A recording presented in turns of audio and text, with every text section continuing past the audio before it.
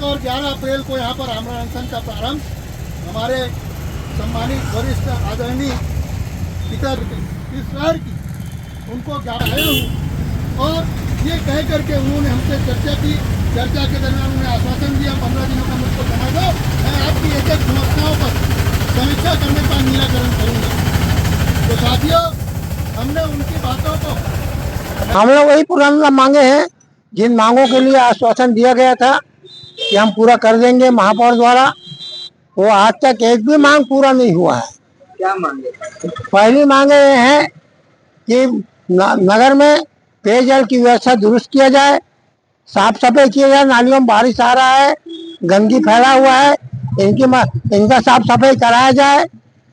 और जो 4-5 महीने से जो कर्मचारियों को वेतन नहीं मिला है उन मांगों को पूरा किया जाए। जो 1-1.5 साल से जो रिटायर कर्मचारी हैं उनको अभी तक से कोई पैसा नहीं मिला है, वो पैसा उनको दिलवाया जाए। जो हाई कोर्ट का आदेश है उस हाई कोर्ट के आदेश का पालन किया जाए और कर्मचारियों को फिर से मतलब रखा जाए। और ऐसे और जो मांगे हैं, कुल 12 मांगे हैं, जिन 12 मांगों को लेकर हम अनशन पे बैठे थे, उनके आश्वासन पे हम रुके हुए थे। आज उनका आश्वासन भी खोखला निकला। बड़ा दुख की बात है हमें कि हम महापौर का बात को कोई निगम में कोई मानता कि नहीं मानता, ये मेरे समझ में नहीं आता।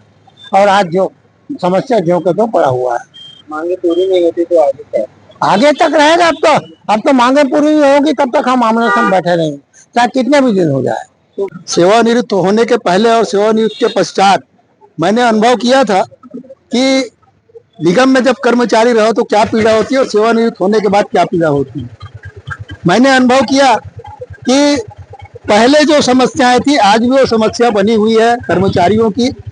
इसलिए विवश होकर के हमारे आदरणीय जी प्रेम नारायण वर्मा जी ने शहर की जनताओं की मूलभूत समस्या, निगम कर्मचारियों की मौलिक अधिकारों की समस्या को लेकर के आमरण अनशन 10 अप्रैल को प्रारंभ किया था। मुझे लगा ये वाकई में शहर हित और कर्मचारी हित में है, इनका समर्थन करना चाहिए और इनको कंधे से कंधे मिलाकर के सब साथियों का आह्वान किया गया। सभा है, चाहे वो सेवानिवृत्त कर्मचारी हो, चाहे नगर निगम के वाटर वर्क्स, जल शरणगिरी मुहारा में काम करने वाले हो, टाका घर में हो, चाहे नगर निगम में, ये सारे कर्मचारी जो है उनका समर्थन कर रहे हैं। तो मैं एक जिम्मेदार कर्मचारियों के बीच में, नगरीय निकाय कर्मचारियों के बीच में काम करने वाला एक सेवानिवृत्त कर्मचारी होने के नाते इनके साथ कंधे से कंधे मिला करके इनको मैं सहयोग कर रहा हूँ। पिछले बार भी किया था, इस बार के भी जो आंदोलन प्रारंभ हुआ है उसमें मैं इनको सहयोग करते रहूंगा। और मैं चाहूंगा कि इस बार जो हम लोग अब बैठे हैं तो निश्चित रूप से इन समस्याओं को लेकर के एक एक बिंदु पे चर्चा होनी चाहिए और लिखित में आश्वासन जब तक नहीं मिलेगा तब तक के ये हमारा जो आमरण अनशन का जो कार्यक्रम जो प्रारंभ हुआ है, पिछले बार तो हम एक आश्वासन को लेकर के हम लोग स्थगित कर दिए थे, लेकिन वो स्थगित वाली अब समस्या नहीं रहेगी।